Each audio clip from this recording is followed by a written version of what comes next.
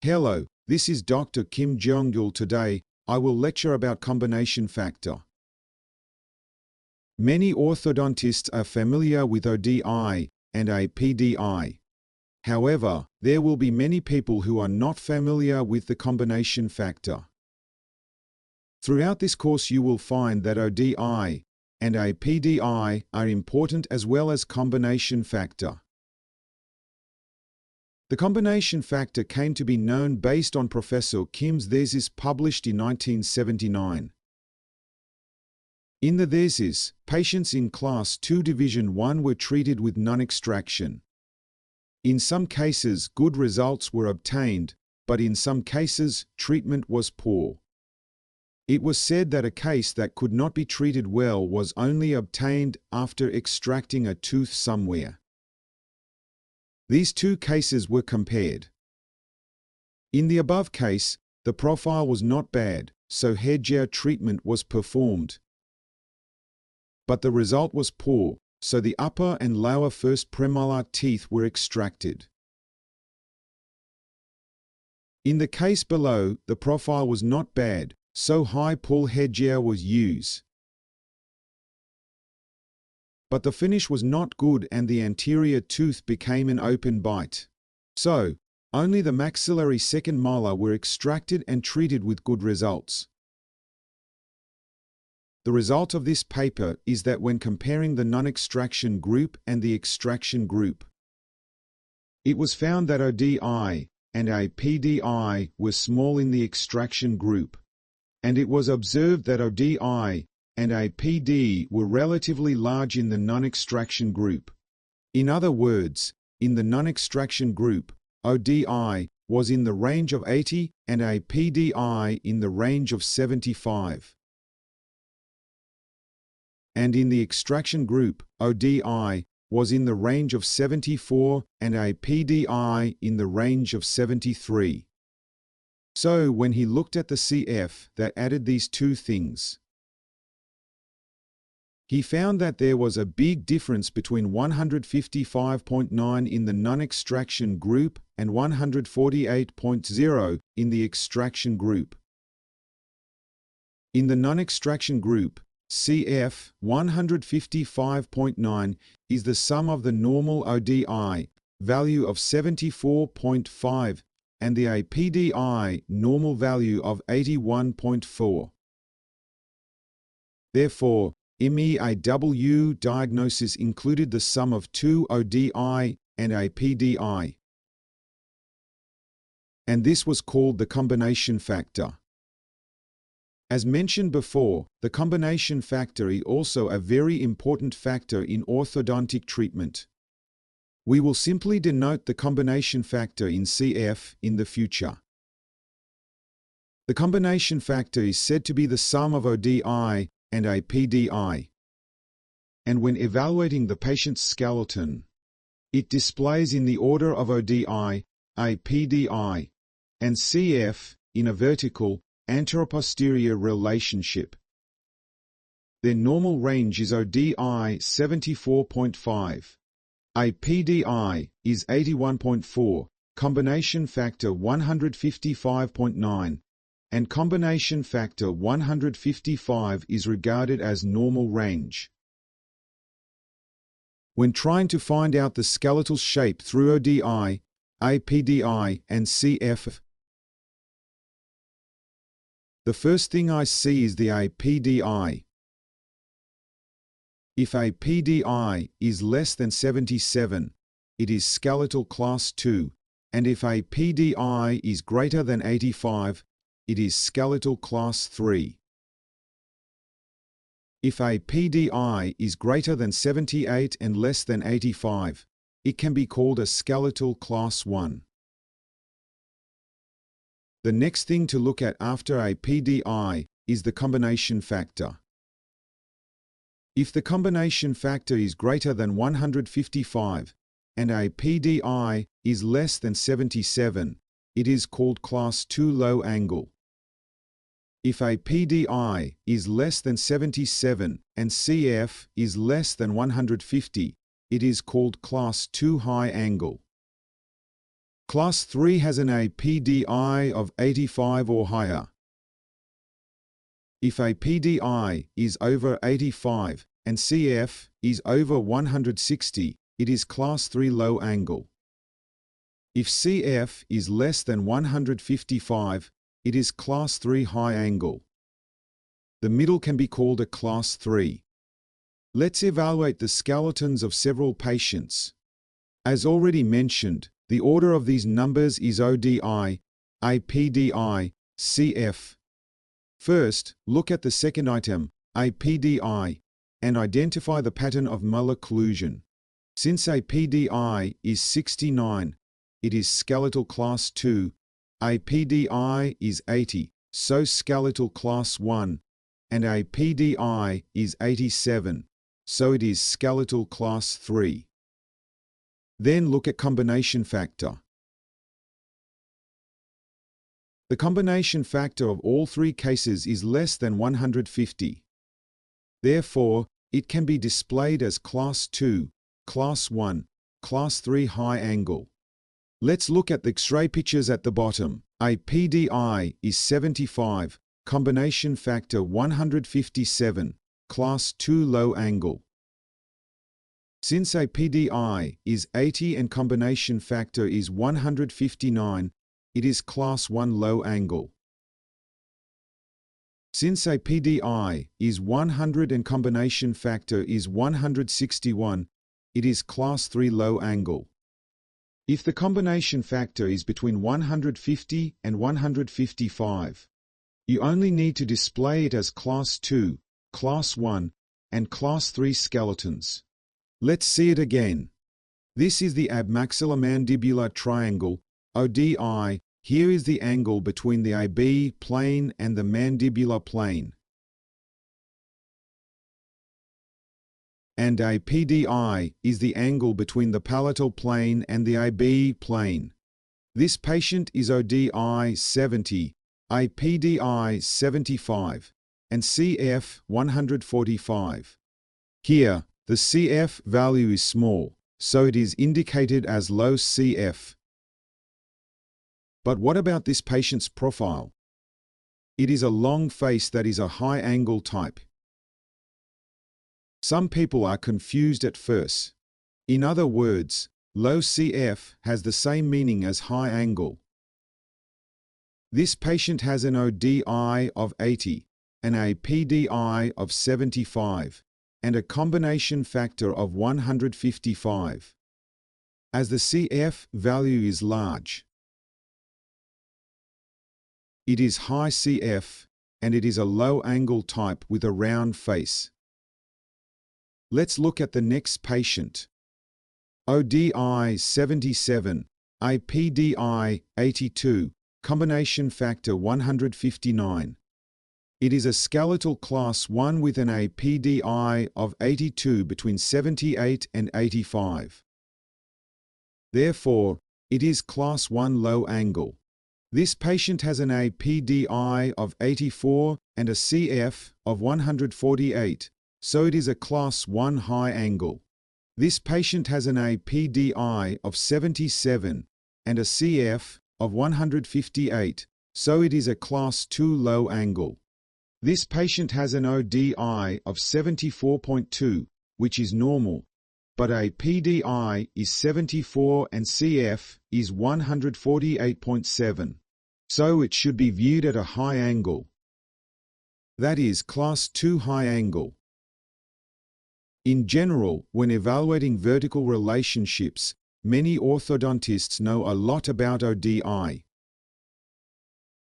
But more important than ODI is the combination factor. An ODI of 74 or 73 would say that the vertical relationship is normal. However, if the CF is as small as 148, from what perspective should you treat it? If the vertical problem is judged only by ODI, problems may occur during the treatment process. Both patients should be judged high angle.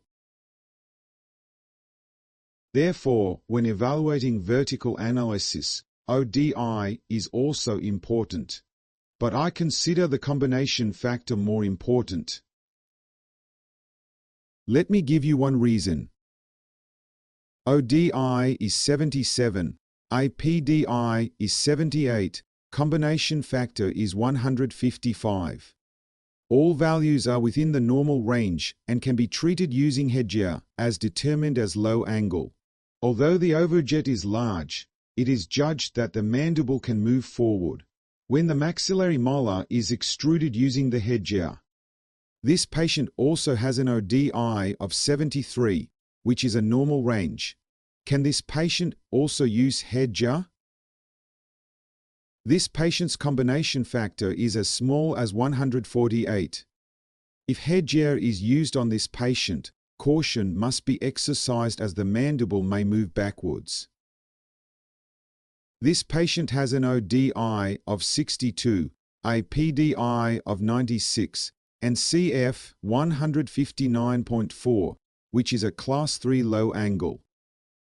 This patient has an ODI of 53.9, a PDI of 93, and CF 146 of Class 3 high angle.